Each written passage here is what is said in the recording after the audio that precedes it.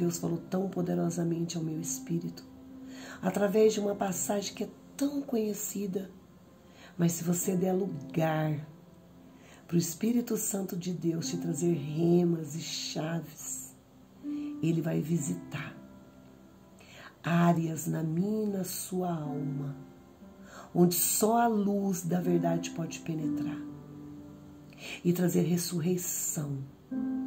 Amém? Você crê nessas verdades? Eu estava meditando nessa passagem, ali no livro de João, né? Onde Jesus remove a pedra, onde Jesus realiza um grande milagre, onde Jesus era esperado por muitos, como Marta. Na verdade, Marta aqui nos traz várias linhas para refletirmos o que está se dando nesse ambiente. A hora que Jesus chega é a hora, e eu gostaria que você abrisse um parênteses aqui. Estamos aqui nesse ambiente profético, amém? E se os nossos olhos forem bons, tudo fala através das pegadas de Jesus, amém? Marta declara assim: se tu, Senhor, tivesse chegado antes, Lázaro estaria vivo. Jesus chega pós a passagem, a entrada em Jerusalém, pós ali 4 dias que antecederiam a Páscoa. Jesus chega no momento oportuno, não tão somente para realizar um milagre esperado, mas provocar o propósito maior que o seu Deus, o seu Pai, confiou a ele. Então, só Jesus gera além daquilo que esperamos. Milagres, promessas. Sabe por que eu estou te dizendo isso? Na cultura do judeu, um morto, antes de ser levado para o sepulcro, é levado por um ambiente para ser perfumado, lavado e ali ficar por 3 dias. Porque a convicção desse povo era tão grande, na verdade é tão grande, que se de repente Deus enviasse um profeta segundo o seu coração para ressuscitar o morto, isso se daria. Eu estou falando de uma cultura, de uma convicção que esse povo tem em suas crenças. Se um homem movido por Deus, se um homem cheio de fé, com a permissão de Deus, chegasse dentro desses 3 dias, o morto seria ressuscitado. Mas eu gostaria de te dizer algo. A glória que é de Deus, Deus não divide com ninguém. Amém? Ele compartilha e você vai entender aonde eu quero chegar. Jesus não chega no tempo da necessidade do seu povo. Jesus chega na hora determinada pelo seu próprio Deus. Isso faz toda a diferença. Profetiza onde você quer chegar com essas verdades. Existia uma classe de pessoas ali em Betânia, uma classe que estava diante dos olhos de Cristo. Cristo tinha um propósito a realizar ali, e ali era um momento oportuno para que muitos voltassem a crer no que pregavam. Existiam ali também, diante de muitas pessoas e multidão, os fariseus, esses mesmos que no princípio trouxeram a esperança de volta para Israel através dos estudos dos livros dos profetas, apontando, trazendo a vinda do Messias, na figura de rei, na figura de sacerdote e na figura de profeta maior. Mas sabe o que é interessante? Essa mesma classe de pessoas religiosas fazia parte também da genealogia de Cristo. Os fariseus, no princípio, eram convictos na sua identidade. Mas ali se instalou a religião, o poder da influência, trazendo cegueira para esses. Olha só como temos que aprender com Jesus. Jesus, discernindo tudo isso, não se pautou tão somente em realizar um milagre, mas em ter a oportunidade de trazer a fé de volta a estes que no princípio, até lá no cenário diante de João Batista, vendo em João Batista sinais de um grande homem de Deus, porque João Batista era aquele que tinha autoridade para levar o povo ao arrependimento e os batizar através das águas. E mais, a voz que clamava no deserto, apontando a vinda daquele que teria autoridade para batizar no fogo. Eita glória! O estilo de vida que João Batista vivia, a forma que ele se relacionava com o seu propósito, com a sua missão, levaram esses estudiosos a olhar para João Batista de forma diferente, um indagando: por um acaso tu és o Messias, o profeta, o escolhido de Deus? E o mesmo declara: não, este ainda virá após mim, e ele será tão grande, tão maravilhoso, que eu não serei nem digno de desatar as suas próprias sandálias. O mesmo ali falando com os fariseus. Ele é aquele que está no meio de vós. Ele já veio, ele já chegou. Porém a incredulidade, porém a cegueira, amém? Uma misericórdia, tinha levado esse povo, essa classe de sacerdote, de estudiosos, se perderem no seu tempo, se perdendo das suas convicções, se dando a outros tipos de alianças, se dando a outros tipos de crenças. Jesus nos ensina algo aqui, igreja, que independentemente daquilo que vemos, daquilo que atravessamos, precisamos ser convictos em quem somos em Deus. Porque é só dessa forma que seremos revestidos. Hoje eu ministrei sobre isso. Uma pessoa convicta, ela se torna uma pessoa implacável no seu propósito. Uma pessoa convicta se torna determinada naquilo que foi separada para viver e cumprir dentro do propósito. Aí a gente vai compreender porque o fim de muitos, né, era, como João Batista, a cabeça sobre uma bandeja, porque não se perdeu no caminho como se perdeu os fariseus. Olha só, a palavra vai dizer que quando João Batista é levado para fora do meio, levado para o deserto, existiam outras classes de estudiosos, aonde ali João Batista teve N experiência fora do templo, porque a corrupção já tinha tomado o templo e os seus líderes. Diante de todo esse cenário arbitrário, Jesus nos ensina através da sua postura e dos seus princípios que nascemos para viver um propósito maior, independentemente da debilidade, da cegueira, da mornidão, da apostasia que se encontra muitos de repente à nossa volta. Isso não é para nos exaltar, mas também não é para nos levar a sermos como aqueles que foram ressuscitados do sepulcro para fora e de maneira enferma, não entendendo o seu propósito, não tendo mais a convicção, se perde. Veja bem, Jesus não se perde aqui. A palavra vai dizer que ele desce em Betânia. A palavra Betânia significa casa da pobre. Dentro da palavra pobre, existem várias raízes no original que traz, através dos atos de Cristo, a abertura dos olhos dos incrédulos, a visitação da própria vida de Deus sobre aqueles que se encontravam no estado de morte. Falar da cidade de Betânia, trazer esses cenários, era o estado do povo. O povo ali tinha perdido a visão.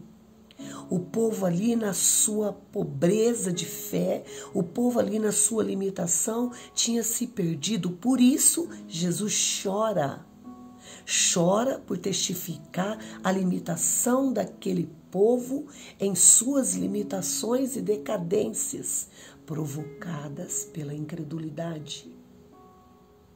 Então a palavra Betânia traz esse ambiente. Jesus desce na casa da pobre. E pobre traz na sua origem toda a essência do propósito de Deus. Dentro da palavra pobre, na raiz, no original do hebraico, está a influência da vida de Deus. Está a influência da abertura dos olhos para uma nova dimensão de Deus. Está ali também a ramificação da palavra mãos em movimento. Ei, não está fora, está dentro. Tudo aquilo que Deus tem para realizar na sua e na minha vida está dentro. Nós só precisamos permitir a fé vencer as obras da incredulidade diante de toda a situação que ainda vamos passar dentro da nossa jornada, para assim cumprirmos também o nosso propósito, como cumpriu Cristo. Então Cristo chega no momento oportuno para gerar em Marta uma fé inabalável, para gerar em Marta um milagre além da cultura de 3 dias.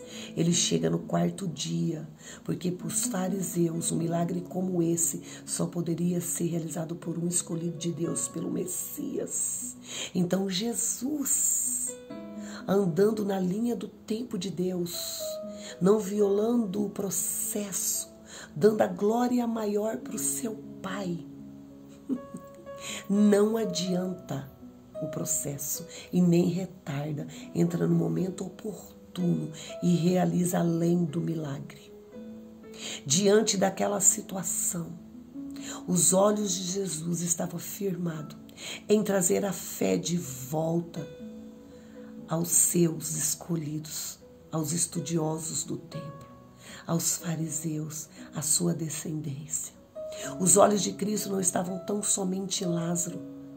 A palavra vai nos dizer que depois do milagre, muitos voltam para ver Lázaro, o ressuscitado. Por quê? Porque Jesus ali, orando, pedindo ao Pai para que todos à sua volta soubessem que ele era filho de Deus, voltam a crer. Mas o que é interessante aqui, para mim,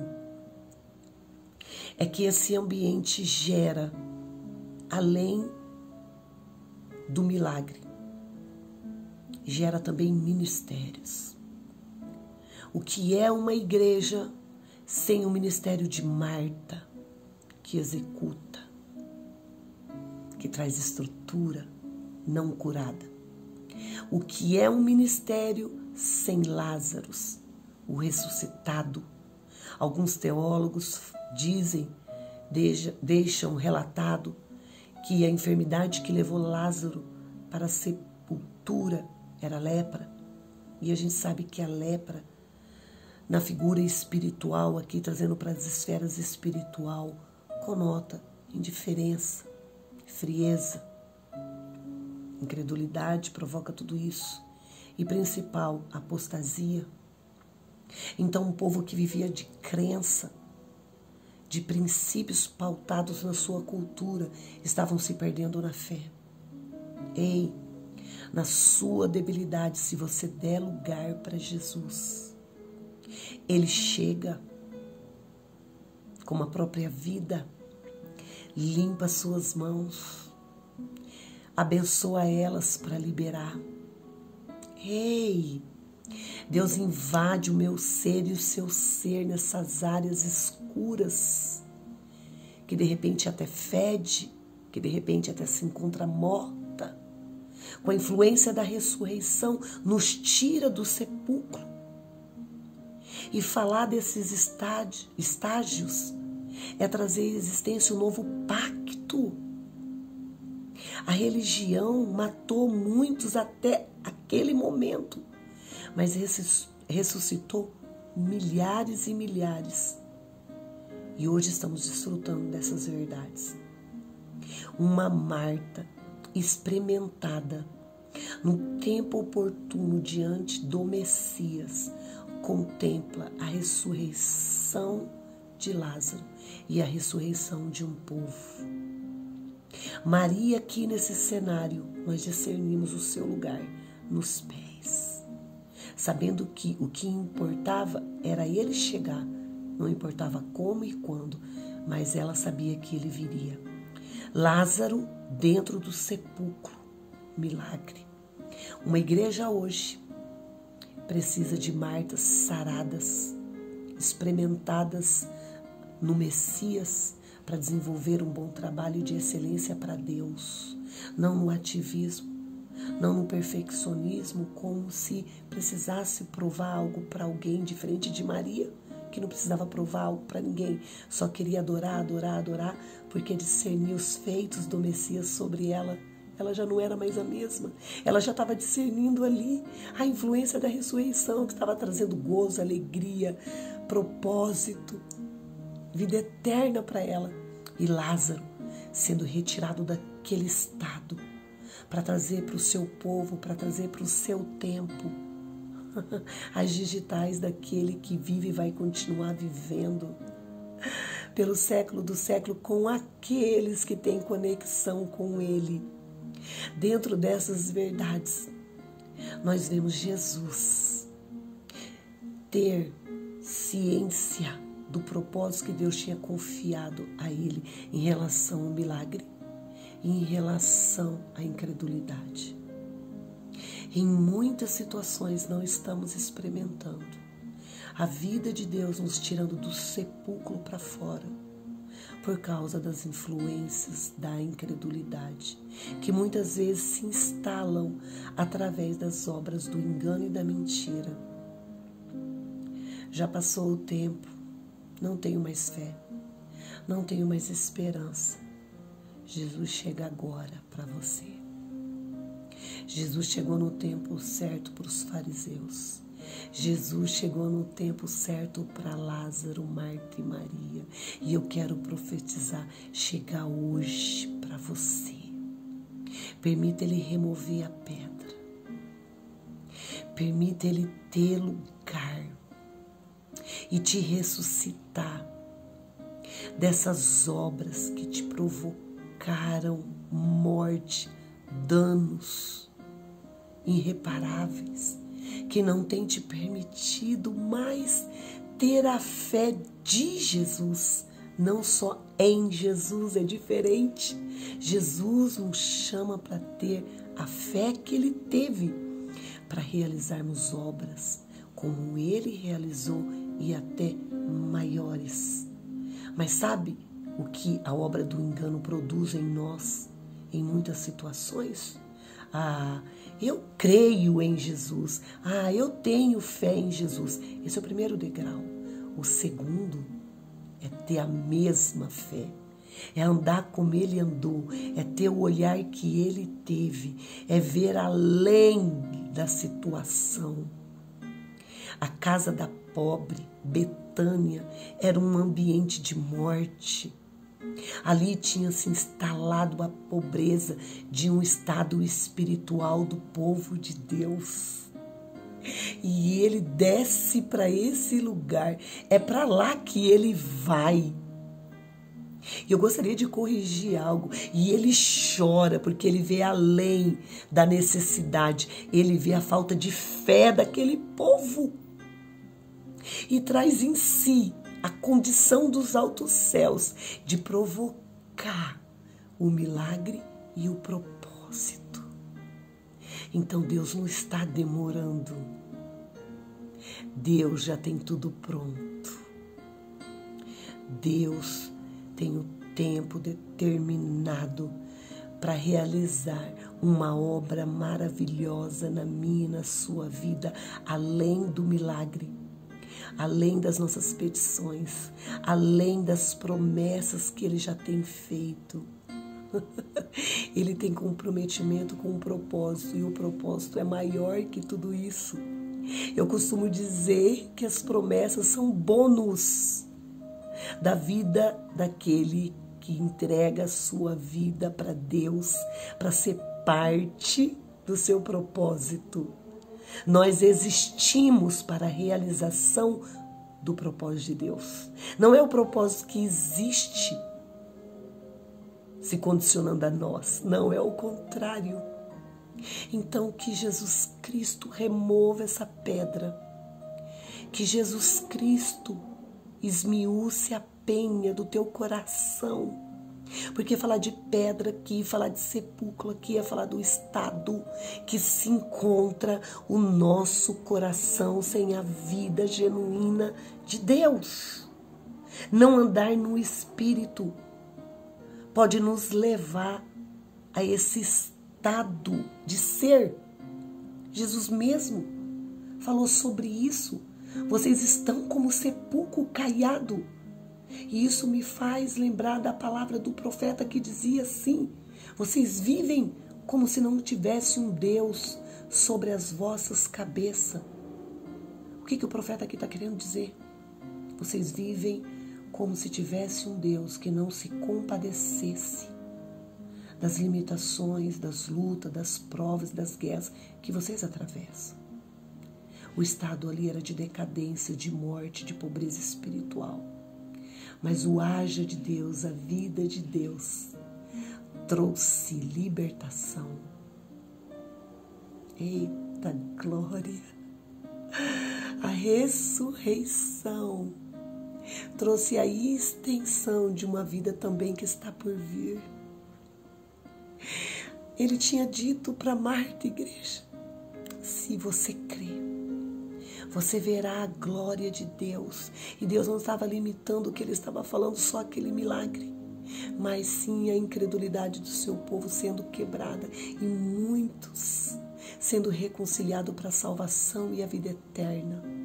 Mesmo passando pela morte, haveria a vida. Marta não estava entendendo, e muitas das vezes nós estamos assim, dentro do culto, dentro do rito, dentro de culturas e tradições. Ei, não é que nós vamos, ser indiferente a tudo isso. Mas Jesus vê além de tudo isso e vê você. Permita Ele remover a pedra. Permita a luz te trazer para a vida.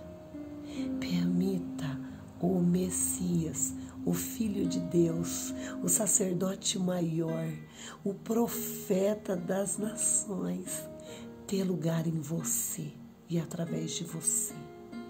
Eu quero aqui profetizar que através dessas verdades liberadas sobre a sua vida, a ressurreição vai te marcar, vai, trazer um novo tempo, e muitos à sua volta vão voltar a crer. Seu filho, de repente, alguém da sua família, estes que vocês tanto oram, intercedem para sair do sepulcro, para que Deus remova a pedra. Isso já aconteceu e continua acontecendo. Deus não mudou. Só remova a fé, só remova a pedra da incredulidade, e a fé se manifestará através do agir de Deus. Amém? Deus te abençoe. E que a ressurreição que temos em Cristo te traga um vinho novo. Porque pós-ressurreição somos como esses odres novos, prontos para receber do novo pacto, da nova aliança, para irmos além da cultura, para irmos além das tradições e vivermos tudo aquilo que a cultura e a tradição dos céus nos revela através dessa mensagem. Deus te abençoe. Deus faça resplandecer através de você a sua própria face. E muitos voltem a se arrepender, a se converter e a serem batizados na água e no Espírito, através também da minha e da sua vida. Deixa Deus te atravessar. Amém? Deus te abençoe.